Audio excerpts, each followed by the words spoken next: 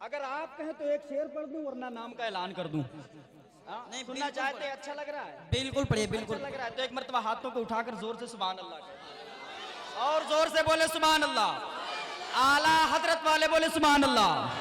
अब मिसरा सुन ले और इस मिसरे का आप हजरात इस्तकबाल करेंगे इंशाअल्लाह। इंशाअल्लाह शायर कहता है कि इश्क रसूल पाक के सदके में रख लिया, हर इल्मो फन को 30 सिपारे में रख लिया। इश्क रसूल पाक के सदके में रख लिया, हर इल्म फन को 30 सिपारे में रख लिया। और जब से रजा ने खुद को मदीने में रख लिया, हम सुन्नियों ने उनको कलेजे में रख लिया। जब से रजा ने खुद को मदीने में रख लिया। आला हजरत वाले बोल दे सुभान अल्लाह। बेशक सुभान।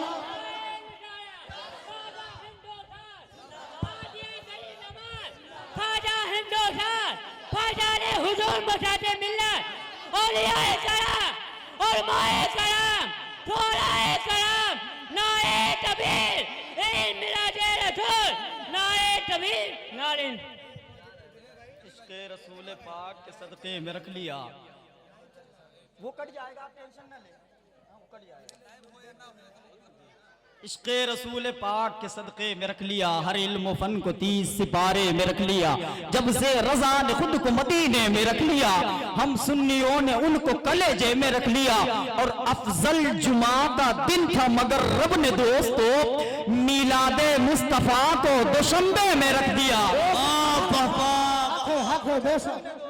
अफजल जुमा का दिन था मगर रब ने दोस्तों मीलादे मुस्तफा को दोशंबे में रख लिया। इश्क़ रसूल पाक के सदक़े में रख लिया। हज़रात आइए एक और पाकीज़ा खिताब समाअत करने के लिए आप अपने जहनों को तैयार कर ले, अपनी समाअत को बेदार कर ले। मैं गुजारिश करूंगा खतीब अहले सुन्नत वाइज़ हक़ बयान हज़रत अल्लामा इम्तियाज़ मसूदी साहब क़िबला से आप माइक पर तशरीफ़ लाएँ और अपने खिताब नायाब से तमाम तर शाक़ान रसूल के क़ुलूब को जला बख्शने की कोशिश करें। खुदा की कसम जितने लोग खड़े हैं मैं सबको बैठने के लिए अपने दिल में जगह देता, लेकिन कुछ लोगों ने वहां पर कब्जा कर लिया। आप कंफर्टेबल नजर आ रहे हैं, मुझे अच्छा लग रहा है। नारा बुलंद कर लें आप, नारे तकबीर, नारे रिसाला, ईद मिलादुन नबी, अहले सुन्नत, आबाए कौम मिल्लत, नारे रिसाला। सुरूर कैफ न जीने की बात करते हैं, हम अहले इश्क करीने की बात करते हैं, और शहे मदीना की बातें सभी नहीं करते, नसीब वाले मदीने की बात करते हैं। सुभान अल्लाह।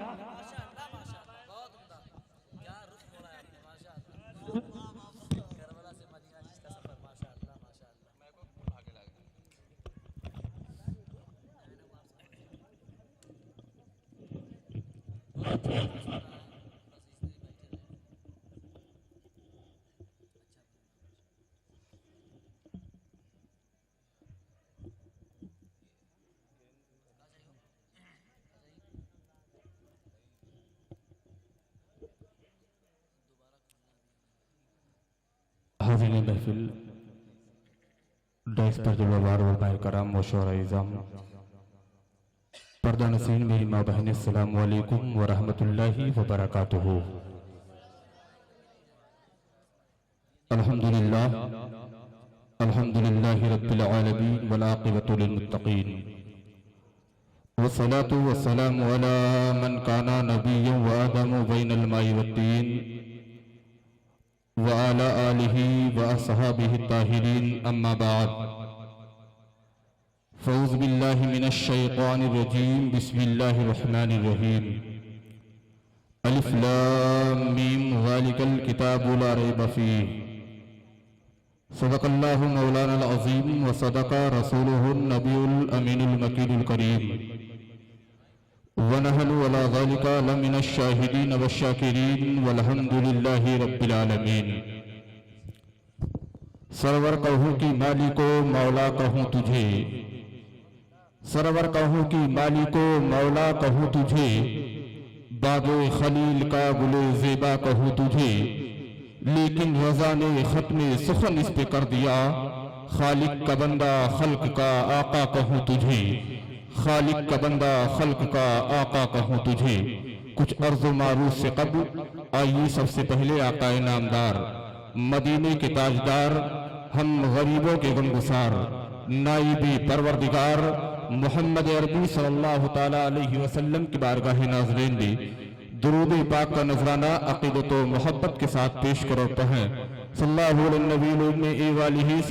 ताला अलैहि वसल्लम, सलातु व सलामन अलैका या रसूलल्लाह या हबीबल्लाह सल्लल्लाहु ताला अलैहि वसल्लम। आप हज़रात ने मुझसे पहले हजरत अल्लामा मौलाना मुफ्ती कहफुल वरा साहब से एक खूबसूरत तकरीर समात की। कुरान अज़ीम के ताल्लुक से चंद मिनट मैं भी इंशाअल्लाह ताला कुछ आप हजरात के सामने रखूं। बड़ी खुशी की बात यह है कि आप लोग काफी तादाद में हैं। जिस तरह इस वक्त माहौल बना हुआ है, कोई इलेक्शन में खड़ा होता है, कोई किस में खड़ा होता है, इसी तरह हमारे मुसलमान भाई भी हैं, इतनी मोहब्बत से खड़े हुए हैं। अभी हजरत ने एक बात कही थी कि आपके इस हिंदुस्तान में एक फितना मंजर आम पर आया और वो फितना करने वाले का नाम वसीम। उसने क्या फितना बर्पा किया कि कुरान अज़ीम से 26 आयतें निकाल दी जाएं। जब हमने कहा कि वो कमबख्त तूने कुरान पाक की आयतों को निकालने की बात की है, लोगों तक ये बात पहुंचाई गई, ऐ लोगों फला ने कुरान पाक की 26 आयतों को निकालने की बात की है। लोगों ने अपने घर के अंदर बमक करके चिल्ला करके कहा कि आखिर उसके अंदर हिम्मत कैसे आई कि हमारे कुरान के अंदरों से, अल्लाह की किताब के अंदर से, वो कुरान जिसे हम मानते हैं, वो कुरान जिस पर हमारा ईमान है, वो कुरान जिसे हम पढ़ते हैं, उसके अंदर से वो जो है आयतें कैसे निकाल सकता है। हमें ये चीज बर्दाश्त नहीं, ये हमें जो है बर्दाश्त नहीं कि हम कुरान के अंदर से वो आयतों को निकाल दे। हम अपने घरों के अंदर चिल्ला रहे हैं, कहीं बाजार और मार्केटों में चिल्ला रहे हैं, कहीं जो है जलसे और जुलूस में जाकर के चिल्लाते हैं कि हम ऐसा होने नहीं देंगे। कहीं हम तहसील में जाकर के डीएम और इस डीएम को जो है दरखास्त पेश करते हैं और हुकूमत हिंद से मुतालबा करते हैं कि हुकूमत हिंद तो वसीम रज़वी को जो है जेल कर दे, उसे सख्त से सख्त सजा दे दे। ये हमारा मुतालबा होता है। लेकिन ऐ मुसलमानों, मैं तुमसे पूछना चाहता हूँ, ये तो ज़बान की बात है, जब तक कि तुम दिल से कुरान पर अमल करना शुरू नहीं करोगे, हर तरफ फितने बर्पा होते रहेंगे। कहीं कुरान के अहकाम पर फितने बर्पा होंगे, कहीं कुरान की आयतों को निकालने की बात की जाएगी। कब तुम्हारे जो है ये कब तुम्हारे कुरान का पीछा छोड़ेंगे, ये कब हमारा और आपका पीछा छोड़ेंगे? कब? जब हम कुरान पर अमल करेंगे तब। और हम कुरान पर क्या अमल करें? एक आलिम दीन मैकों से बार बार ऐलान करता, भाई आगे आकर के बैठ जाओ। तुम चंद मिनट बैठने के लिए जो है तुम्हें गवारा नहीं, जमीन में बैठोगे तो तुम्हारे कपड़े गंदे हो जाएंगे। अरे तुम कुरान के लिए अपनी जान का पेश करोगे जब तुम चंद मिनट नबी की महफिल में आकर के और जलसे रसूल में बैठ नहीं सकते। क्या कर सकते हो तुम? सिर्फ तुम एक ही चीज कर सकते हो, जब तुम्हारे यहाँ शादी हो तो मस्जिदों के सामने जाकर के डीजे बजवा सकते हो, इमाम को अपने अंडर ले सकते हो। इमाम तुम्हें कोई अच्छी बात बताए तो उसके जो है खिलाफ होकर के तुम दिखाते हो। और आज अगर कोई हम पेपर में कोई बात पढ़ लें तो अपने टोपी को ऊंची करते, आज हम लड़के दिखा देंगे, मर के दिखा देंगे। बात आ जाएगी तो गांव से भाग करके दिखा देंगे, गांव से भाग करके दिखा देंगे। ये जलसा जुलूस होते हैं तो इसका एक सदर होता है, जो गांव का इमाम होता है उसे हम सदर बना देते हैं। लेकिन मैंने देखा यहाँ बहुत सारे सदर हैं। अल्लाह फज़ल फरमाए, अगर एक गाड़ी का 3-4 ड्राइवर हो तो कहीं ना कहीं तो एक खाई में गिरेगी ही गाड़ी, है ना। जिसको सदर बनाओ उसी को बनाओ। बहरहाल मैं कहना यह चाहता हूं कि आज के इस पुरफितन दौर में अगर तुम्हें उसका मुकाबला करना है या कोई भी, आज ये नई बात नहीं है कि वसीम ने कहा 26 आयतें निकाल दो, इससे पहले किसी ने 24 कहा, उससे पहले भी कुरान के अहकाम पर पाबंदी लगाई गई। इंदिरा गांधी का जमाना था, हुजूर मुफ्ती आजम हिंद का वक्त था, हुजूर मुफ्ती आजम हिंद का जमाना था। उसने कुरान के अहकाम को मद्देनजर रखते हुए पसे पुष्प डालते हुए इंदिरा गांधी ने ऐलान किया था, ऐ लोगों तुम नसबंदी करा लो। कुरान ने ऐलान किया है, कुरान ने गरज करके कहा है, ऐ लोगों तुम मुफलिसी के डर से अपनी औलादों को कत्ल मत करो। जब कुरान के जो है अहकाम पर इंदिरा गांधी ने आवाज उठाया था तो हुजूर मुफ्ती आजम हिंद ने बरेली के सरजमीन से गरज करके कहा था, ऐ इंदिरा गांधी अगर बात आएगी तो तेरी हुकूमत बदली जा सकती है, लेकिन कुरान का फरमान नहीं बदला जा सकता। नारे तकबीर, नारे रिसालत, अज़मते कुरान, तहफ़्फ़ुज़े कुरान। आज कोई नई बात नहीं है।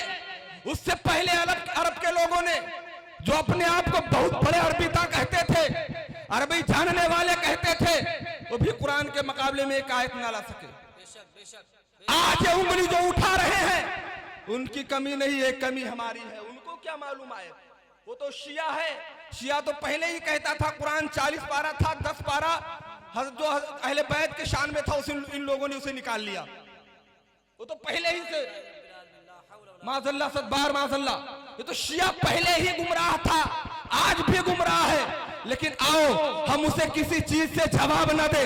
जो हमारे घर में सुबह की सफेदी नमूदार होती है तो मोबाइल के जरिए जो गाने की आवाज बुलंद होती है, फजर की नमाज के बाद जो हमारे घरों से गाने की आवाज बुलंद होती है, हम इसे पशे फुस डाल करके जब सुबह की सफेदी नमूदार हो और हमारे घर से जब आवाज बुलंद हो तो किसी और चीज की नहीं बल्कि कुरान के पढ़ने की आवाज बुलंद हो, कुरान के तिलावत की आवाज बुलंद हो, सूरह फातिहा सूरह बकरा पढ़ने की आवाज बुलंद हो, सूरह यासीन शरीफ पढ़ने की आवाज बुलंद हो।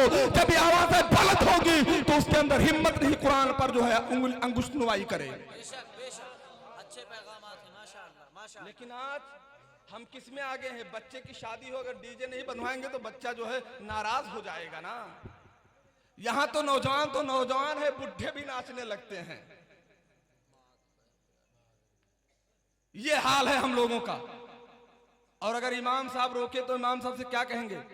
एक हम लोगों का एक मामला और बहुत बड़ा खराब हो गया। कुरान को कब हम याद करते हैं ये भी बता दें। मर्द कब याद करते हैं, औरतें कब याद करती हैं, ये भी मैं आपको बता दूं।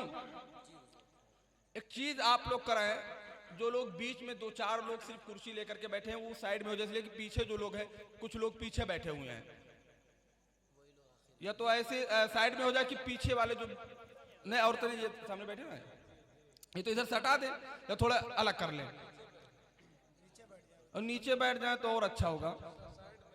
असल में आज कोई नीचे बैठना नहीं चाहता, जो चाहता सब कुर्सी के लिए मार है, सब कुर्सी के लिए मार है। बहरहाल मैं कह ये रहा था कि आज ये हम लोगों का एक मामला बन चुका है। आओ मैं बता दूं आपको कुरान है क्या। हर कोई जानता है कुरान अल्लाह रब्बुल इज्जत ने मेरे नबी मोहम्मद अरबी सल्लल्लाहु अलैहि वसल्लम पर नाजिल फरमाया। बुजुर्ग किताब है, हर कोई जानता है। लेकिन अब कुरान को हम भूल करके बैठ गए थे तो वसीम ने हम लोगों को याद दिला दिया। हम सिर्फ मोबाइल, पहले तो 2000 के मोबाइल से अब तो 14000 की मोबाइल लाते थे, सिर्फ उसी में बिजी रहते। रात की तारीकी हो या सुबह को सफेदी नमूदार हो जाए, रात में हम सोते नहीं, सुबह तक जागते रहते हैं मोबाइल के चक्कर में। और आज जो कुछ कमियां हमारे अंदर पाई जाती हैं, माँ बाप की नाफरमानी, बड़ों का अदब एहतराम करना हमने भुला दिया। इसकी वजह क्या है? अगर हमने कुरान की तालीम हासिल की होती, हमने कुरान पढ़ा होता तो हम बड़ों का अदब एहतराम भी करते, माँ बाप का इज्जत भी करते और अपने पड़ोसियों के हुकूक को भी समझते।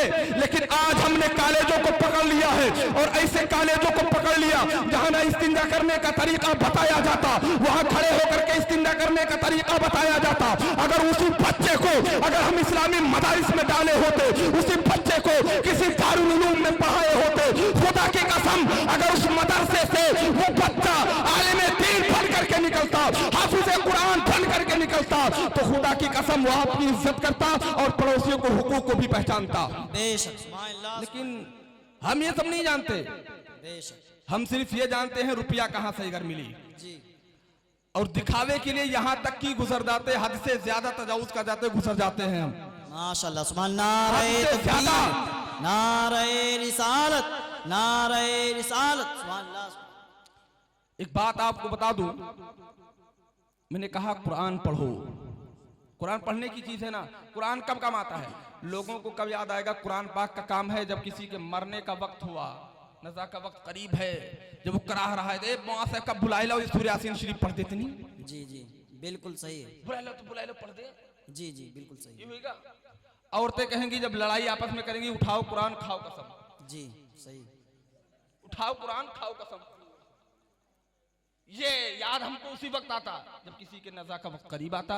इमाम साहब, अभी तक इमाम साहब से कोई मतलब नहीं।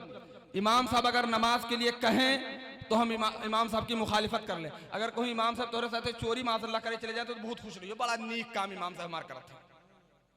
और आज जिस इमाम की तुम बेइज्जती बेहुरमती करते हो, जिसके अदब और एहतराम को तुम नहीं समझते, अरे जब वसीम ने कुरान के आयतों को निकालने की बात की थी तो कोई और नहीं बल्कि पूरे हिंदुस्तान के आलिमों ने अपने सर को उठा करके कहा था, अरे वसीम रज़वी, अगर तू कुरान की आयतों की बात करता है, अगर तूने कुरान के नुक्ते के खिलाफ भी आवाज बुलंद किया तो हमारी जान रहे या चली जाए, हम इसे बर्दाश्त नहीं कर सकते। कुरान के खिलाफ हम एक हर बर्दाश्त नहीं कर सकते। बेशक सुभान अल्लाह, लेकिन हम और आप सुभान अल्लाह, सुभान अल्लाह। बेशक यही चीज है, जब शादी का सीजन आता है तो मस्जिद के सामने ले जाते हैं, डीजे बजवाते हैं। सदबार माज़अल्लाह, क्या हम मस्जिद के सामने, अबे कोई दूसरा गैर मुस्लिम आकर के मस्जिद के सामने कोई चीज बजाने लगे तो हम लाठी निकाल लेंगे, अबे क्यों मस्जिद के सामने आया, तुमको छोड़ेंगे नहीं, मार कर लेंगे। हमें जब तुम खुद गलती कर रहे हो, ये तुम्हारा तरीका नहीं है। अगर तुम अपने तरीके को देखना चाहते हो तो आओ असहाबे कराम के तरीके को देखें, अल्लाह के वलियों के तरीके को देखें। हमारे अंदर तो वो मोहब्बत जो पहले थी वो बाकी ही नहीं रही। एक भाई चाहता है दूसरे भाई को कत्ल कर दे, पड़ोसी चाहता है दूसरा परेशान हो जाए, गांव का मुखिया चाहता है अगर सब बर्बाद हो जाए तो पूरे गांव पे मेरी हुकूमत हो जाए, पूरी प्रॉपर्टी मेरी हो जाए। यह है हमारा मामला।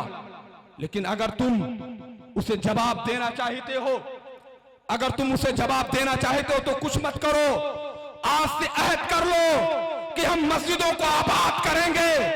सुबह की सफेदी जब नमूदार होगी तो हम खुद तिलावत कुरान करेंगे, बच्चों से तिलावत कुरान करवाएंगे। बेशक ये हमारा मिशन हो जाए, वो खुद ही मर करके मिट्टी में मिल जाएगा। बेशक। लेकिन कब हमारे लिए जरूरी है कि हम अपने घर के मामले को इस्लामी सांचे में ढालें तब। जी ये नहीं हम तो खुद टी शर्ट पहनते हैं, लड़कियों को भी पहनाते हैं, जी हम खुद पहनते हैं, लड़कियों को भी पहनाते हैं। यह है हमारे मामला। लिहाजा आज के इस पुरफितन दौर में सबसे अहम चीज जो है वो हमारे ईमान को बचाने की जरूरत है, बचाने की जरूरत है। लिहाजा आप तकरीरें बहुत समात करते हैं, इंशाअल्लाह ताला मेरे बाद में तकरीर नहीं, कुछ बातें आपसे करने आया हूं।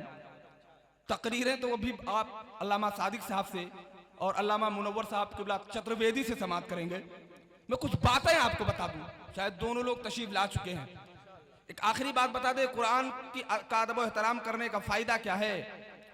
हजरत ख्वाजा गरीब नवाज रहमतुल्लाह ताला अलैह अपनी किताब में लिखते हैं कि एक आदमी बहुत बड़ा गुनहगार था। आखिरी बात है, बहुत बड़ा गुनहगार था, कोई गुनाह बाकी नहीं जो उससे ना हुई हो। बहुत बड़ा गुनहगार, उसका इंतकाल हो गया, मर गया, वो इस दुनिया से चला गया। लोगों ने ख्वाब में क्या देखा कि वो जन्नत में टहल रहा है और उसके ऊपर जन्नती ताज रखा हुआ है।